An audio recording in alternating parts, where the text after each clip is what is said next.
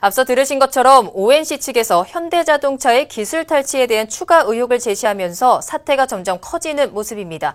보도국 한치호 논설위원에게 관련 내용을 좀 더 자세히 들어보도록 하겠습니다. 안녕하십니까? 안녕하십니까? 자, 현대자동차가 중소기업 기술을 탈취했다. 계속해서 이 사태가 커지고 있는 모양새예요. 그렇죠. 실제로 이 중소기업들이 기술을 탈취당한 게 맞다고 보시나요? 이게 이제 지난달 이제 12월 초부터 이런 문제가 좀 이제 국회에서 기자회견을 하고 이제 불거지기 시작했고, 청와대에서 현재 그 국민청원도 이루어지고 있는데요. 네. 이 두 회사가 현재 그 소송 중에 있습니다. 소송 중에 있으면서 중소기업은 이제 기술을 탈취했다고 강력하게 주장을 하고 있는 것이고, 네. 현대차는 이제 관련이 없다고 이제 주장을 하고 있는데, 이것은 이제 현재 소송 중이기 때문에 사실 우리가 여기서도 이 자리에서도 뭐 이게 확실하다 아니다라는 말하기가 상당히 어려운 부분이 있는데, 네. 어쨌거나 간에 그 현대자동차가 그 중소기업들한테 기술을 탈취당했다고 의심받을 만한 행동을 한 건 사실이니까 이 문제에 대해서는 현대차가 좀 명확하게 자신들의 입장을 좀 밝혀야 될 것 같아요. 근데 계속해서 명확한 입장을 밝히지 않고 계속 웃음으로 넘긴다거나 네. 뭐 대수롭지 않다라는 입장을 보이고 있는데, 그렇죠. 정확하게 지금 현대차 어떻게 반응을 하고 있는 건가요? 현대차는 현재 그 중소기업들이 주장하고 있는 거는 일방적이라고 이제 현재 주장하고 있는 것이고요. 일반적인 기술이다라고 해서 현재 소송이 한 30까지 간 걸로 알고, 이제 재판을 한 3번 정도 받은 걸로 알고 있는데, 네. 그 지금 오늘 좀 아까 발표하신 것처럼 중소기업들 주장에서 지금 좀 아까 말한 그 기업도 이제 서로 이제 판사가 이제 서로 이제 나눠서 그럼 너희들 제품 갖고 한번 분석해보라고 했는데 또 새로운 게 또 나왔다는 거죠. 이런 오해를 샀게 되고 서로 간에 그 의심을 하게 되는 일이 자꾸 생기게 되니까, 네. 현대차는 뭐 입이 10개라도 지금 현재 상황에서는 얘기를 제대로 할 수 없는 상황이라 보입니다. 그렇군요. 어쨌든 지금 같은 사안을 두고 중소기업과 현대차는 다른 주장을 하고 있어요. 네. 뭐 아까 그 법원에서도 정확하게 판결을 내주지 못하는 그렇죠. 상황인 것 예. 같은데, 왜 이렇게 계속해서 다른 평가들이 나오는 걸까요? 이거는 이제 첫 번째 기업 간의 거래를 할 때, 특히 그 기술과 관련된 거래를 할 때는 어떠한 계약 기준에서 어디까지 할 것인가를 명확하게 써야 되는데, 일단은 그런 것들이 좀 부족한 것 같고요. 네. 두 번째로는 이제 상호간에 불신이 있는 거죠. 그리고 이 개발을 해서 서로 납품하고 이런 과정에서 투명성이 결여되다 보니까 서로 믿지 못하는 거고요. 여기 한 가지 중요한 건 이제 대기업들이 우월적 지위를 이용한다는 거죠.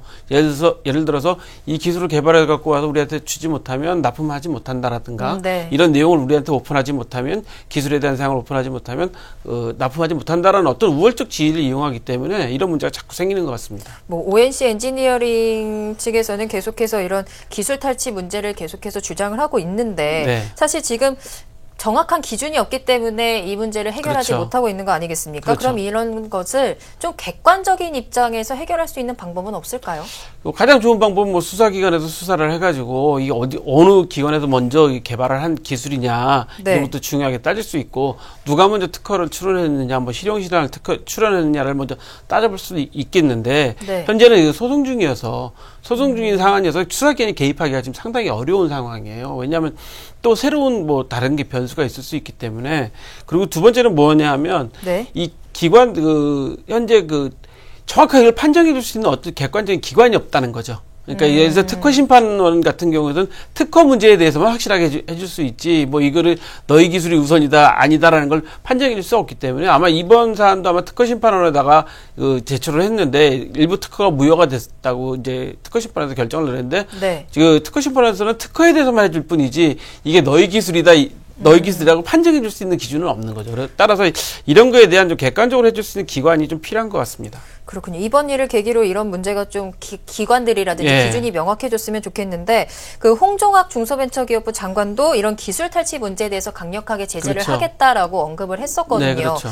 어떻게 해야지 이런 중소기업 기술 탈취 문제 좀 해결이 되겠습니까? 홍종학 그 중소벤처기업 장관님의 그 취임 일성이 기술 탈취에 대해서 네. 철저하게 하겠다는 거였어요. 그래서 기술 개발과 관련된 거래를 일단 신중해야 될 것 같습니다. 아무리 저희가 의리는 입장이어도 이 기술로 인해서 우리가 기술을 뺏길 수 있다는 걸 항상 생각해야 되기 때문에, 그 중간에 그 법률 대리인이라든가 뭐 변리사라든가 특허를 대리해 줄 수 있는 어떤 기술을 대리해 줄 수 있는 부분들이 반드시 필요한 것 같고요. 네. 그 다음에 이제 정부에서도 거래에 관련된 객관적인 기틀을 좀 마련해 줄 필요성이 있을 것 같아요. 중소기업 정도 그냥 말로만 할 게 아니라 이런 기술에 대해서 어떻게 서로 거래를 해야 된다는 걸 명확하게 좀 기준을 만들어 준다든가 아니면 그걸 판정해 줄 수 있는 기관을 예를 들어서 뭐 특허심판원에 대해서 뭐 이런 추가적인 기능을 해줄 수 있다든가 하는 게 필요할 것 같고요. 네. 근데 제일 중요한 거는 상호 신뢰성 어떻게 할 것이냐는 게 제일 중요한 것 같아요. 네네. 서로 믿고 거래를 하게 되면 아무 문제가 없을 텐데 서로 믿지 못하니까 자꾸 이런 일이 생겨서 아마 제일 걱정되고 우려스러운 거는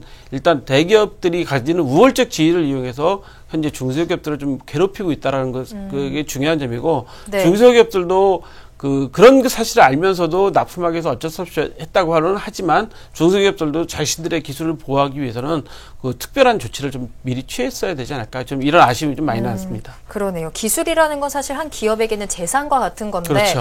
사실 대기업에서도 좀 중소기업과 상생하려는 그런 마음가짐의 변화가 좀 필요할 것 같고요. 네. 말씀하신 것처럼 정부에서도 정확한 기준을 좀 마련해줘야 하지 않을까라는 그렇습니다. 생각을 해보겠습니다. 네, 잘 들었습니다. 지금까지 보도국 한치호 논설위원과 이야기 나눠봤습니다.